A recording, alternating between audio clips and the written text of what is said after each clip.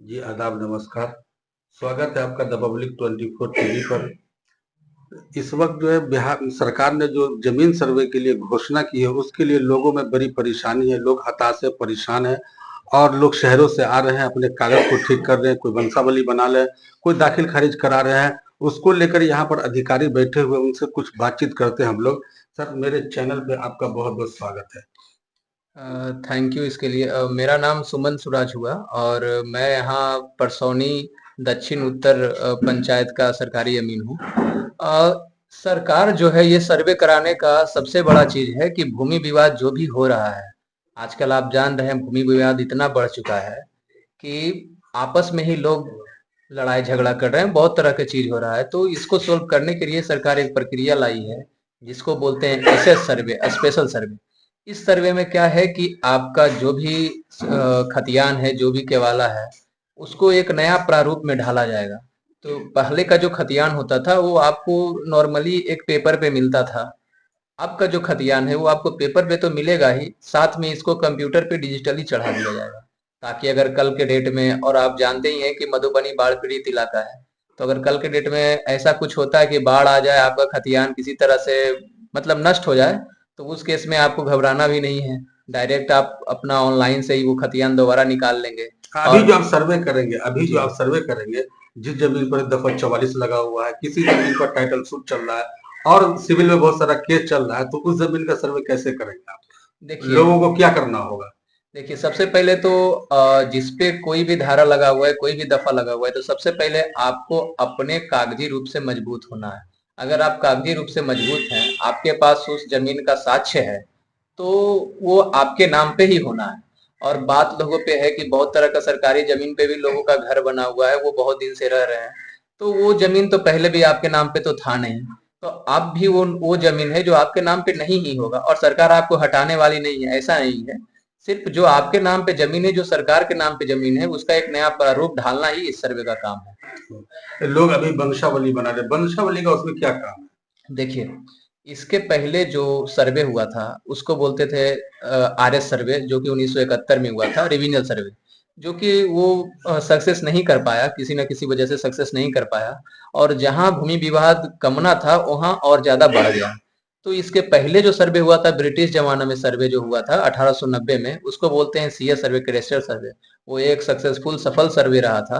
और वहाँ जो है सभी ग्रामीण में जितने भी रैयत लोग हैं, बिहार में जितने भी रैयत लोग हैं, सबका एक अच्छा सा खतियान बनाकर दिया गया था। तो उस समय जो थे हमारे पूर्वज थे।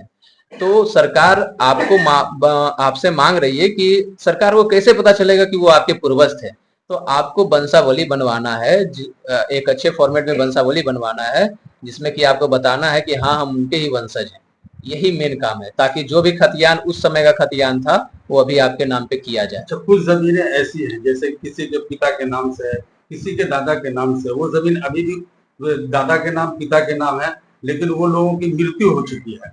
अब वो ज़मीन जिन लोगों की मृत्यु हो गई है, अब उसके जो वारिस बैठे हुए हैं, तो वो सर्वे मृतक के नाम से होगा या वो जो उनके वारिस है, उनके नाम से होगा? उसके देखिए लिए फिर प्रक्रिया क्या करनी होगी? देखिए यही वंशावली है। वंशावली यही है कि पहले तो वो आपके पूर्वज, आपके दादा परदादा या आपके पिताजी के नाम पे वो जमीन था, अब वो आपके नाम पे कराना है, तो इसका प्रूफ तो देना पड़ेगा ना कि आप किनके वंशज हैं। तो सबसे पहले आपको वो खतियान प्रोवाइड करना है कि कौन सा जमीन आपको आपके नाम करवाना है, तो उसका खतियान होगा आपके पास। उसके बाद सरकार की तरफ से एक फॉर्म निकली है 3-1, जिसको वंशावली बोलते हैं, प्रपत्र 3-1।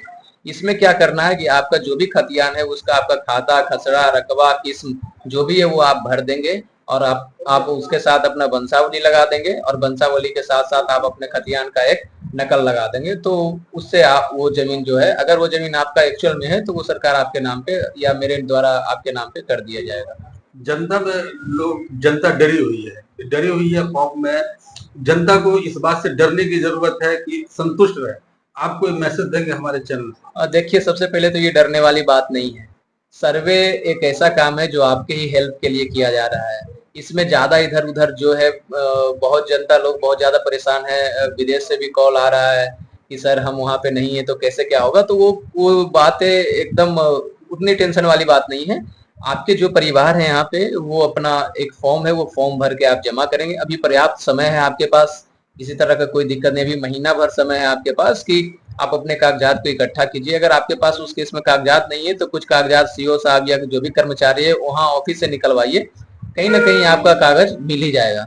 वो कागज निकाल के आप अपना काम करवाइए। इसमें डरने वाली कोई बात नहीं है, ये आराम से काम होने वाला चीज है।